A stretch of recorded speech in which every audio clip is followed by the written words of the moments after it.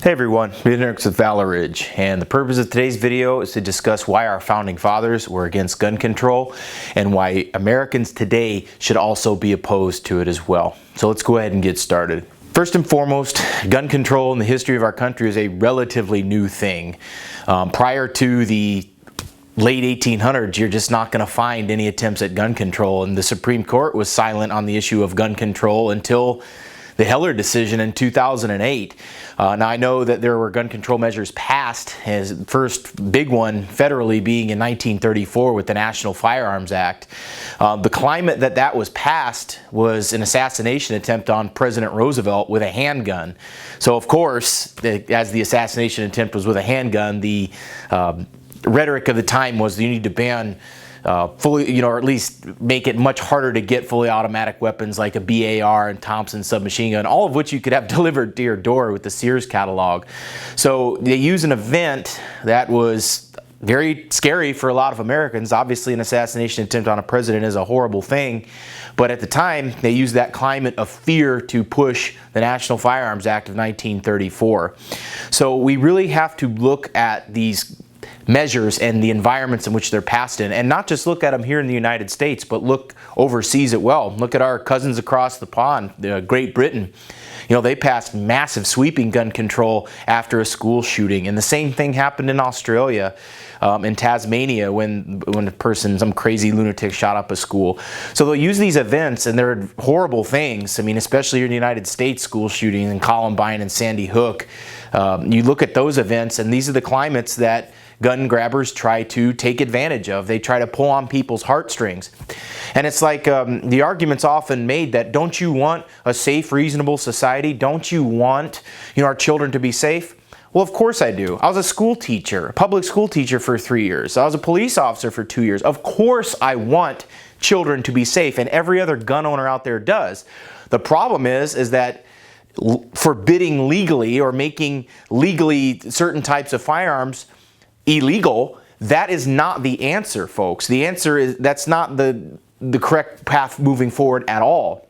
The reason for this is because criminals, by their very virtue or non-virtue of being criminals, they're not going to follow it. The old saying is that laws, bad men don't follow them and good men don't need them.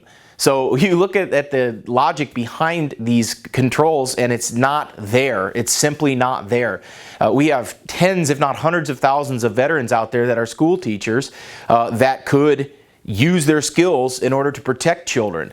And instead of doing that, oh no, let's just take certain kinds of guns away from people. It's never worked. It's not going to work. You look at all the data out there where there have been gun control measures, and crimes with firearms increase rather than decrease. To the heart of this video's message, why our founding fathers were against gun control. They were against gun control because their vision for the country was this. They wanted a free, stable society that was predicated on freedom. Gun control, by its very nature, is government limiting our options as citizens as to what types of firearms that we can have. So when governments pass laws that restrict individual choice, government power increases, individual liberty decreases. That is without dispute. No one can argue that when laws are passed that violate our rights, and no one can argue that when laws are passed for the sake of security, that individual liberty increases. Government power only increases. So we have to look at it from that standpoint. So let's look at what our founders thought about private firearms ownership. I can give you countless examples, but given the time frame of the video, and given the fact that we are not in an academic setting, that we are on a social media platform right now, I can't give every example, but I can give you a lot of representative thoughts of our founders. To begin with, we can start with James Madison. If you read the Federalist Papers, James Madison is considered the father of our Constitution and one of the authors of the Federalist Papers.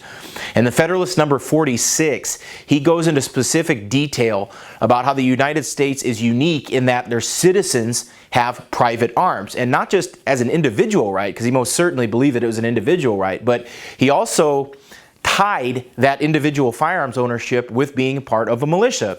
Now there's two types of militia. There's organized and there's unorganized militia, of which all free citizens are a part of. And in being a part of that militia means that you must have a firearm in good working order, and that you have to have enough ammunition to allow it to be functional, and that you need to be able to use it effectively. So those are the criteria for being an unorganized or even an organized militia. And just to illustrate something here, the National Guard is not the militia. The National Guard is a federal entity, and it didn't even exist until the late 19th century.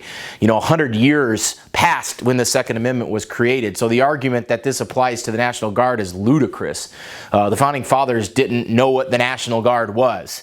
So we really have to look at that. And so if you diminish an individual's right to have a firearm, and not just any firearm, it had to be a firearm for military use, for martial use, when you take individuals' abilities away legislatively to do that, you not only diminish their individual liberty, but you diminish their ability to function as part of a militia, whether it's organized or unorganized. So given that it's in the Bill of Rights and the Second Amendment says a well-regulated militia being necessary to the security of a free state, the right of the people to keep and bear arms shall not be infringed, we really start to see the portrait painted by our founders. George Mason, who was instrumental in the Second Amendment, saw a society in which every free man was to be armed with firearms that could be used for military purposes. Miller versus United States, that is a big one because Miller, I'm not going to get into the whole case, but the Cliff's Notes version is that Miller had a shotgun whose barrel was under the length of the National Firearms Act, and that case states that that firearm was not a military arm. It was not a commonly used weapon in the military of the barrel of that length, so therefore it could not be used under the Second Amendment. So the crux of that case is that that arm was not a military arm, so it wasn't covered under the Second Amendment. So given that rationale, the firearms that should be protected the most are the ones that could be used for defense of the home and the self, but also one's state and nation. So that kind of tips their argument on its head of the types of firearms that people that want gun control want to ban right now. And I'll go to another Virginian, Richard Henry Lee, where he vehemently and passionately argues that people should have firearms and be taught, especially when they're young, how to use them. He was very against this idea of a select militia in which only a small cadre of skilled people could have firearms for those kinds of uses. He argues completely against it, and in fact he calls anyone whose mind aimed towards a select militia is that it was truly anti-Republican, and that it is not the Republican Party, but it is in our republic, our Republican form of government, that they're against our form of government if they in fact want to deny people the ability to have firearms in such a setting. So a third founding father who was against gun control was Alexander Hamilton, and no one can really argue that Hamilton was in step with the majority of the founders, because he was certainly for a much more centralized government in which a lot of the power resided in either New York or Washington, D.C. Eventually.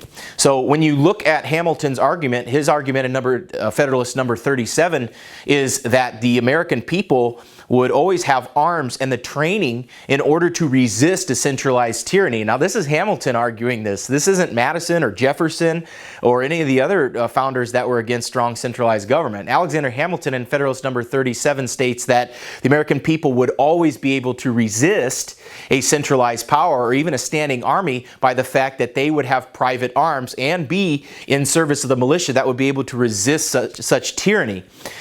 So looking at this founder's vision and looking at their own words rather than case law, we have to understand that, number one, the founders were totally against gun control. They wanted a citizenry who had well-functioning firearms, plenty of ammunition, and the ability to use it. And not just that, but that our individual rights were tied to our ability to have the most effective firearms possible. Now this isn't just some view from the so-called archaic past, as gun control advocates like to say. You know, the militias are around, they're still around, but they were definitely heavily used up until including the mid-20th century. A lot of people don't realize that militia units were deployed during World War II all the time. And it's only in the last few generations where people really have not exercised this rights. And the generations I'm talking about are the baby boomers, the Generation Xers, of which I'm a part of, and the so-called millennials, which I hate calling that generation millennials because, believe it or not, they're actually pretty intelligent people for the most part. Just like any generation, you've got people that have weird out there views that don't coincide with our nation's history. But we have to remember this, that these three generations have largely either by hook or by crook been denied the true history of their country through either public schools or just outright disinformation. So gun control doesn't pass the sniff test of reality. It does not jive with our nation's history. And the biggest takeaway that I want you to have from this is that our founders melded firearms ownership with security of the country. In today's political climate, we've got politicians who are so ignorant of our nation's history that they want to convince people that they're somehow going to be safer if they give up their individual liberty. This goes completely against our founders' vision for citizenry involved in their republic. This goes against the entire intent of the Second Amendment.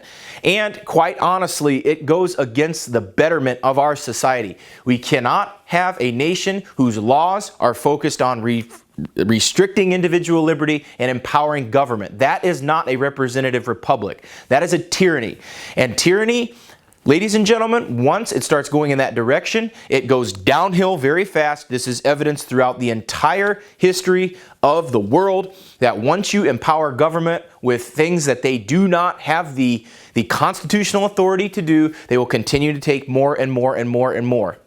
I would hate to see a situation where we find ourselves in a position where we have to make tough decisions in order to keep our rights. Now, I am all about action and going forward with a good action plan.